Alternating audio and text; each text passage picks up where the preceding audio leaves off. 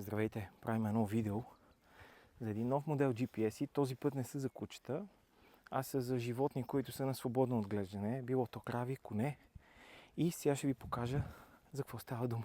Показвам ви нашийника, той е с соларен модул, съответно няма нужда да бъде захранван и дозареждан. Позволява възможност за наблюдение на вашите животни 24/7, да виждате тяхната локация. Другото интересно нещо е, че се предлага и вариант, при който има възможност за FNS. Това ще рече да оградите специален периметър на вашето приложение на телефона в апликацията и вашите свободно пасящи животни да не преминават този периметър. Това се случва посредством електрическа стимулация. Първо се предупреждава животното звуково, след което се изпраща електрически импулс. Това спестява нуждата от изграждане на електропастири. Посредством тези нашийници може да ги виждате къде се намират 24/7.